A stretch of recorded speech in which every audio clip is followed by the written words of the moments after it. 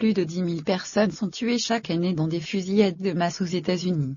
Un mois après celle de Las Vegas, qui a fait 59 morts et plus de 500 blessés, et de l'église de Sutherland Springs, au Texas, qui a coûté la vie à 26 personnes début novembre, l'école primaire chrétienne de Floride a commencé à commercialiser des panneaux balistiques à accrocher sur les cartables des enfants. Pour le directeur de l'école George Gullard, ces panneaux pare-balles serviraient à ajouter un autre niveau de protection aux élèves, en cas de tireur actif, car si aucune fusillade n'a eu lieu dans cet établissement, celle survenue le 14 novembre dernier dans une école primaire de Californie et qui a fait 5 morts et 10 blessés, parmi lesquels figuraient des enfants, met en évidence une effroyable réalité: les enfants sont également des cibles potentielles. En vertu de cette 390e fusillade de masse de l'année et face à l'indifférence du gouvernement américain en matière de vente d'armes, la direction de cette école a choisi de renforcer ses mesures de sécurité avec ses panneaux vendus à $120 l'unité, soit 101 €.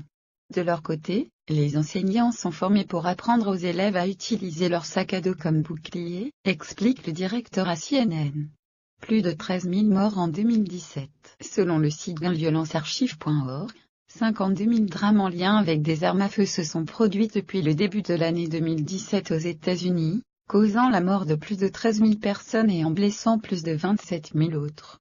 En 2016, 15 084 victimes mortelles avaient été recensées. Une étude alarmante réalisée l'année dernière par l'université d'Harvard avance que la population adulte américaine serait en possession de 265 millions d'armes, mais que 78% d'entre eux n'en posséderaient pas.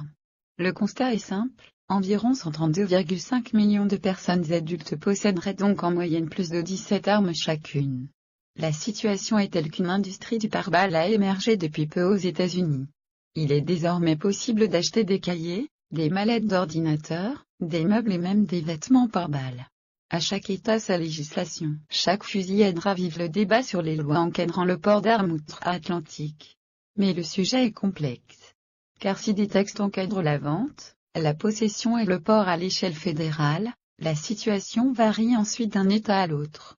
En Alaska, dans le Kentucky, le Nevada, où la fusillade de Las Vegas a eu lieu, ou au Texas par exemple, la possession d'une arme ne nécessite ni permis, ni vérification des antécédents, ni enregistrement de l'arme.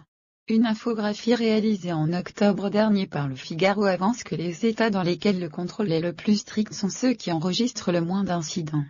Le Massachusetts, par exemple, impose à une personne voulant se procurer une arme à feu d'avoir un permis, de la faire enregistrer, de faire vérifier ses antécédents et dispose d'une loi sur les armes d'assaut. Seulement 3 morts pour 100 000 habitants ont été recensés en 2016 dans cet État. Trump restait marié au lobby des armes. Mais ces résultats n'ont su faire infléchir la position de Donald Trump. Fervent défenseur du port d'armes durant sa campagne, le président américain n'a pas dit mot sur le sujet ces derniers mois.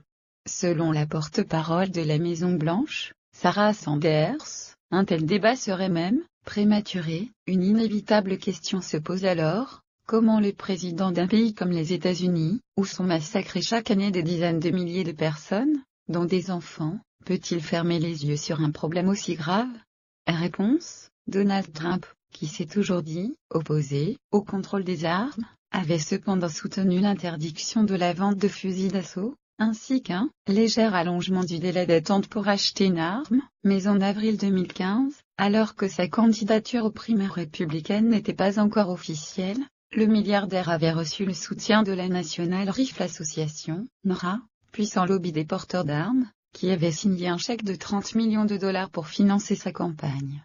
Trump avait besoin de soutien, la NRA d'un président qui ne lui mettrait pas de bâton dans les roues. Le coup de foudre a été immédiat. Et les dégâts considérables.